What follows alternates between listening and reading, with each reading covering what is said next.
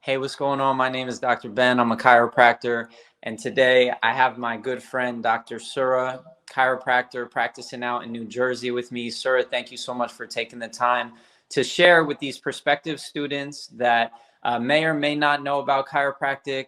They may be planning on go to chiropractic school and preparing themselves for it, or they may just be checking out chiropractic and really just looking at what the field has to offer them. So can we get started with you introducing yourself and your background, what you were doing before chiropractic school, and what attracted you to go to chiropractic school? Sure. Well, I went to school for marketing, and it was kind of like I just didn't know what to do. Like I knew I had a calling, but I hadn't figured it out yet. And when I graduated, I met a man. He was the general sales manager at a big network television station. And he basically mapped out my career. He said, I'm going to help you get into an advertising agency. In a year, I want you to sell nationally, go into their sales training program, and 2 years later, work locally. And those are the steps to be successful. Mm-hmm. So I followed that exactly. And by the time I was 27, I had reached that point in that income I wanted to make and that spot that I was working towards. And I was really unhappy. And I was having a lot of symptoms. And there's a quote by Joseph Campbell, which I found later, that said, you know, if your path is mapped out perfectly, that's not your path. Your path is discovered step by step. So all that pain started, I started looking for holistic things to help me. And it wasn't until my mid-20s that I discovered chiropractic. And I really had an experience on the table where something opened up in my body and something really like connected. And I just felt something in my heart open, and I knew I wanted to be a chiropractor. You didn't grow up with chiropractic. It was something that you found in your mid-20s, and you were already in a career and you were changing careers. What was that like? What was that transition process mentally like, of starting to imagine what it would be like if you took this career path? You know, you were already going one direction.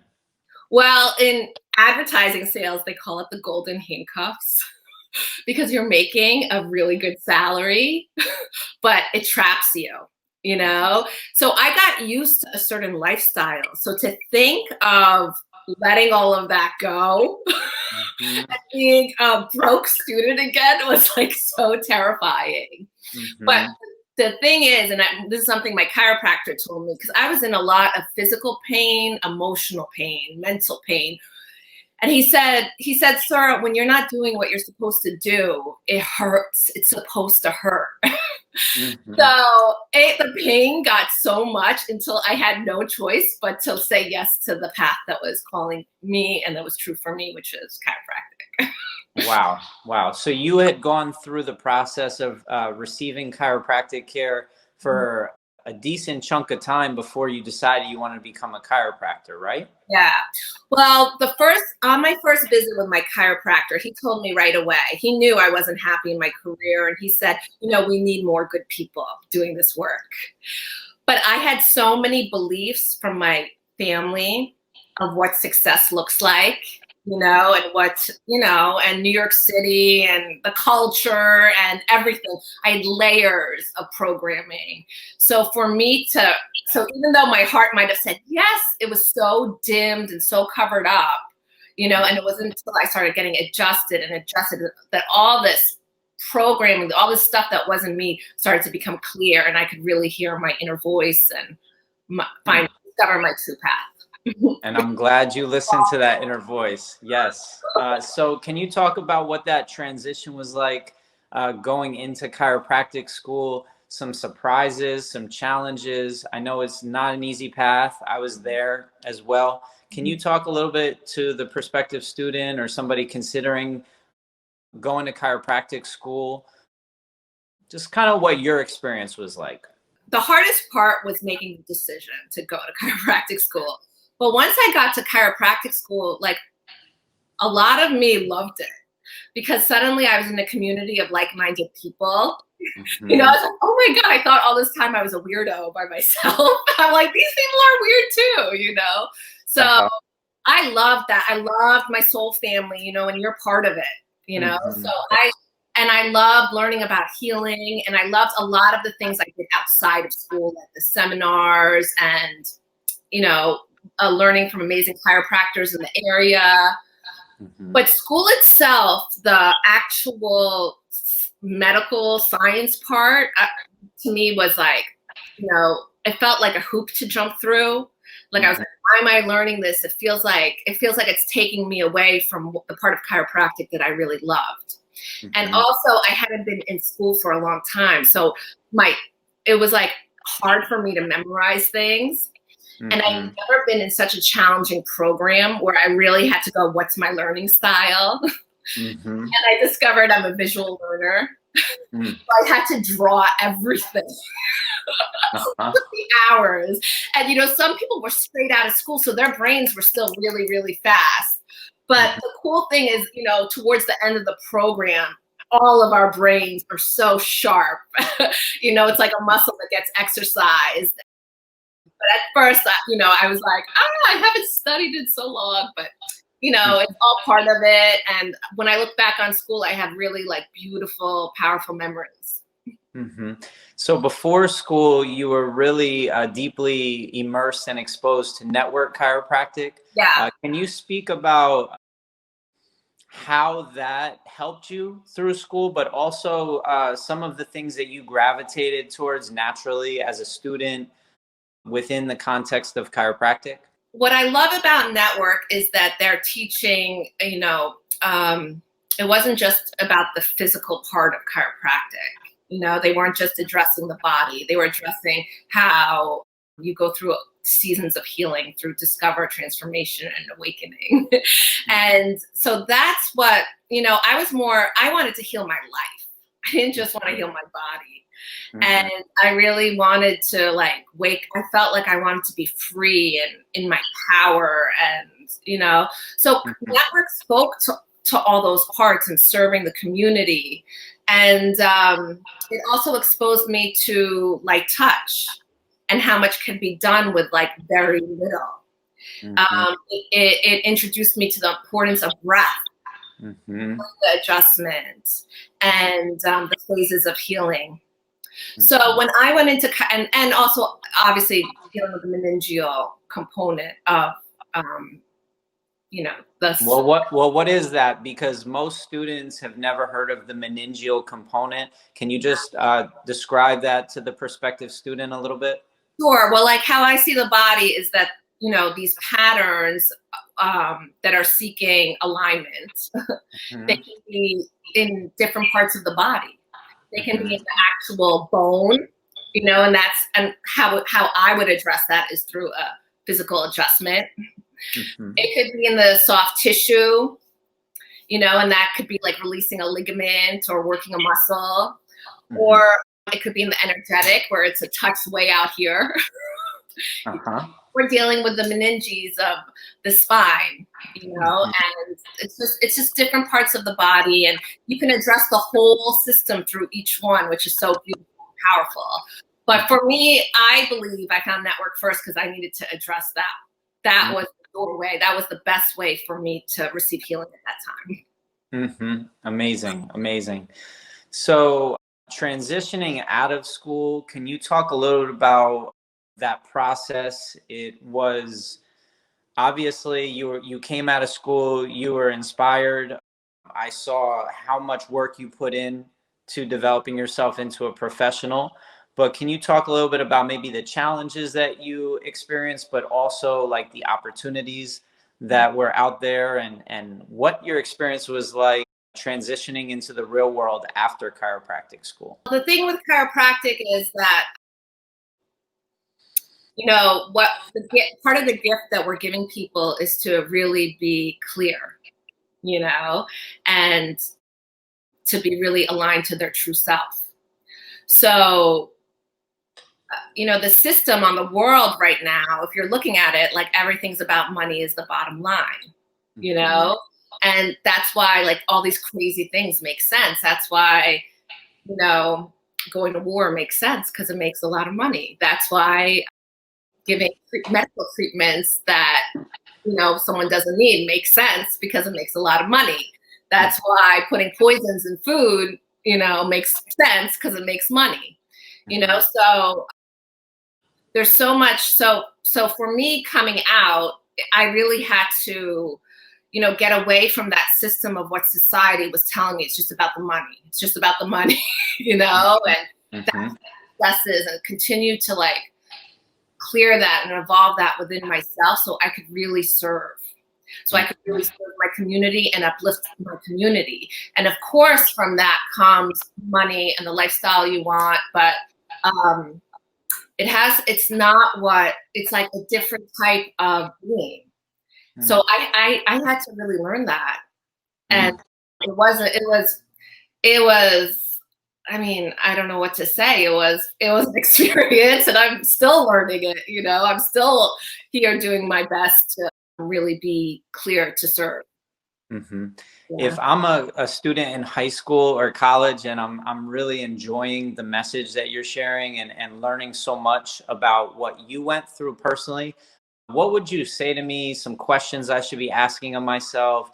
Where should my heart really be? If I shouldn't be going for the money, because I've heard chiropractors make a lot of money, what should be some questions I ask of myself? How can I really get clear within that chiropractic is the path for me? I would say that asking yourself, what's going to help me be the most in touch with who I really am? So I would be getting adjusted regularly for me. And then from that, I think the more clear you are from getting adjusted, it's like kind of like, you start hearing your body more. You start hearing your inner voice more that tells you, I need to meditate today. I need to go on a hike today. Wow, I really need to eat a lot of spinach today, and you start, or you're faced with a pattern, and and you're like, oh, that actually, I keep repeating that. I don't want to do that anymore, and so what would help you? That's a question to ask yourself, and finding that answer within, and whatever practices support that. What if you were speaking to someone who practices yoga regularly or has a meditation practice? Maybe they're a yoga teacher or a meditation teacher. How can chiropractic really build on top of what they've been dedicating their life to? And how could becoming a chiropractor be perceived as the potential next step in evolving themselves? Well, I don't think it matters what you are, a yoga teacher or a meditation teacher. It's a calling. It found me in advertising. Do you know what I mean? So, even now, but I understand what you were saying. You were saying they're already doing the work to be clear. How could it be, I mean, that's a calling that comes from within. So, I think they do different things, and but even though I get adjusted regularly, I do meditate. I do practice yoga. I do eat well. I do my best to have healthy thoughts, and so I don't know if I think people are introduced to different things at different times when it will help them the most, and everyone's path is so unique and beautiful. So beautiful, beautiful. So as a practicing chiropractor today, how would you describe the way that you engage with people in your practice? Can you take us into your life as a chiropractor? Maybe talk a little bit about your lifestyle, how your schedule is set up, how you take care of yourself, but also how you take care of others. Well, how I engage. Well, I have to tell you, I had to let go of a lot of the medical way to take care of people. Because I am not a medical doctor, and so, I do my best to meet people where they are. And I don't think it's an accident that anybody gets sent to you, and I do my best to make sure that they feel safe, that it's a safe place, and that they feel seen and heard and respected. And And I leave it up to them. You know, if I know that if this is something they want in their life, they will choose this. I don't have to push it down their throat. Yeah. I'm here for them, you know? And I really do believe that that individual work, working with one person at a time, one family at a time, it begins to uplift your community. And as far as taking care of myself regularly, I mean, I get adjusted almost every day. I really do. I know. This is the benefits of being with a chiropractor. And that could sound really interesting to somebody. Why would you get adjusted every day? Like, can you get over adjusted? Maybe some people would just wonder why would you want to get adjusted? Not every day, but just very frequently. You said your partner's a chiropractor, so that obviously really helps. It's right there in your house. But to a student who's really just unfamiliar with chiropractic, why would somebody get adjusted on a regular basis and not just for a specific stress or a specific ailment that they have? You know, some people meditate every day, and some people practice yoga every day, and some people juice every day. But chiropractic to me is my foundation beyond all of that, about being clear on the inside and connected to this harmonious intelligence in the universe, but that it's also in me. So what happens, I mean, every day I'm in a city, I'm in Manhattan, I'm in Jersey City. I'm like dealing with a lot of stress that's in the environment. I'm dealing with the cell phone stress. That's one part. The energy from all the people, you know, we're all dealing with the collective stress right now, you know, and then my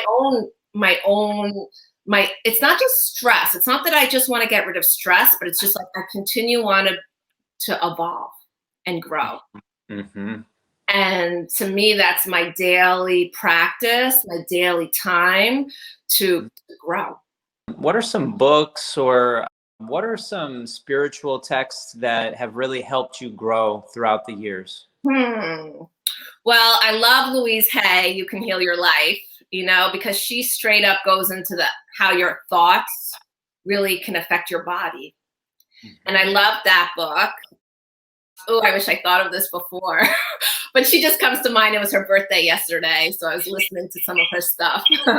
I really did love Christiane Northrup, Women's Bodies, because she's a medical doctor, but she addressed the holistic. So I feel like when you talk medical, it's like people, like it's very accepted by the society, but when you actually introduce this other dimension of it's actually affecting, this is about your life. It's not just about your organ or your muscle. At the end of the day, you've provided a lot of insight for sort of like what's in your heart for humanity and how you show up as a chiropractor. And just to continue the conversation, I'd really like you to sort of just share what your vision for yourself is as this process of life unfolds for you. You've only been in practice, 5 or 10 years? So what does the next 10, 20, 30 years look like? Do you plan to continue to practice? Are you really happy with the path that you're on? Like, we're just speaking to people that are trying to look at a decision that could potentially impact the next 20 to 60 years of their lives. Well, for me, serving is happiness. Like, you know, like I get messages all the time from babies being born and mothers thanking me, you know, or people just writing really heartfelt messages of how their lives have changed. So I never that never goes over my head. Like I receive that. Like I just am like I feel really honored that these people trusted me with care, you know, and that really, I mean, it doesn't get old for me. It's really beautiful work, you know? So if your heart is asking you to serve, you know, because at first when I was deciding to be a chiropractor, you know, I did say it came from my heart. I had an experience on the table, but before that, I was getting the call. I just couldn't hear it. But I started asking myself, what do I know that I want? And I knew I wanted to serve. I knew I wanted to help people live a happier and healthier life. I knew I didn't want a boss. I didn't really like having bosses. I knew I didn't want to have a boss. I knew I didn't want to struggle financially, you know, because maybe some people want to serve and they want to do humanitarian work or social work or other things. I knew I want to make this much or this a year. I knew I wanted to have a beautiful office space. I knew I wanted to, I started making a list of what do I want, you know, what would make me happy. But even though the elephant in the room, chiropractic, was right there, you know, I couldn't look at it yet for some reason. Mm-hmm. So I would invite people just to make a list of like, you know, life has presented you with opportunity to know what you don't want. So write the opposite. If you have a lot of annoying bosses, maybe you don't want a boss, you know? Mm-hmm. You know, or, you know, people that do well in finance, they're motivated by making money, you know, like that's their top motivation. Same thing in sales in the world I was in, that's their top, you know? And don't get me wrong, I'm not saying there isn't a beautiful intelligence in money and having a wonderful lifestyle, but I'm saying if your top with chiropractic is that service, you know, and what change can I make in my community and ultimately the world. Mm-hmm. And we need that so badly today, with people in our communities are looking for answers. They're searching outside of themselves when the answers are within a lot of the times, but they don't ever get that message from outside that says, just look within, unless they're in the church, unless they're in their spiritual communities.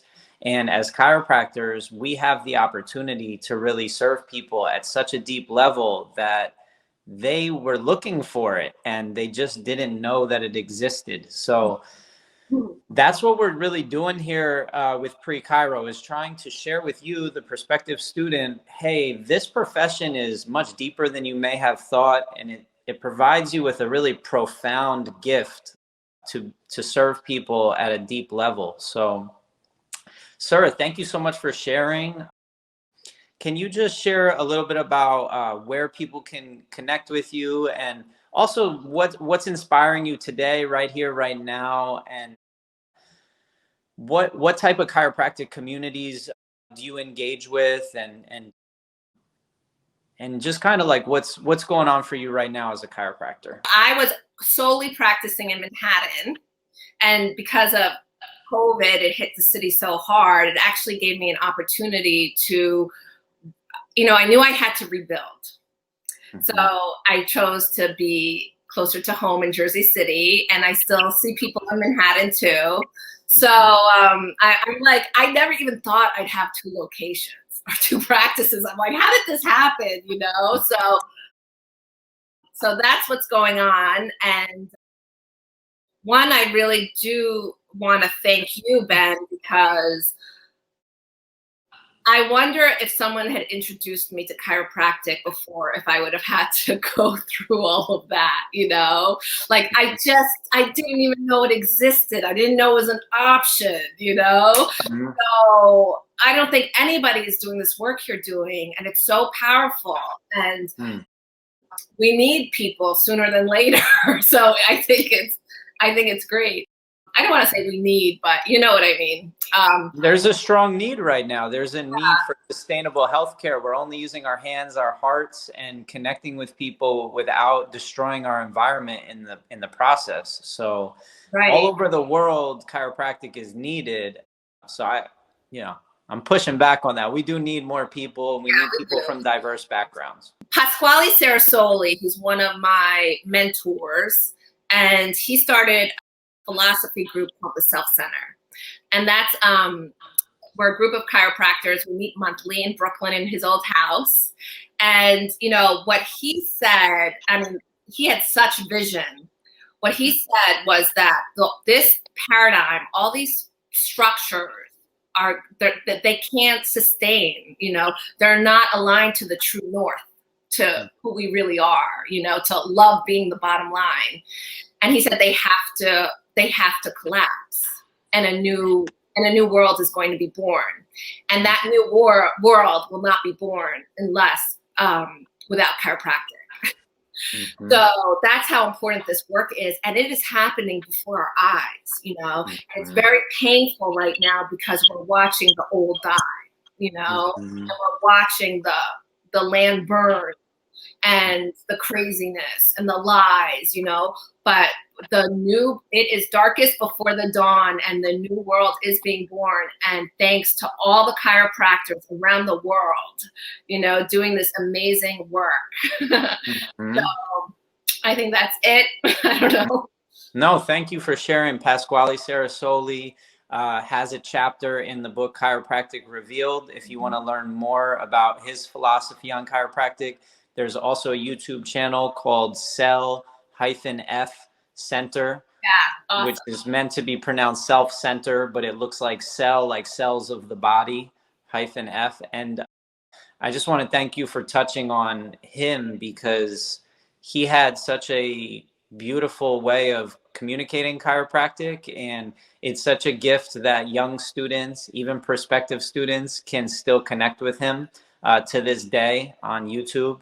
And we'll post some more information about that below. So, Sura, thank you so much for giving of your heart, and just shining a light for anyone out there who's really trying to better grasp what this opportunity of becoming a chiropractor really offers them, and the message. So the message is very clear.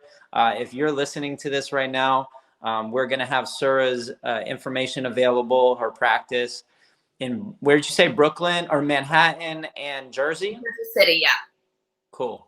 Yeah. Thank you. Thank you. Love you, Ben. Mwah. Thank you.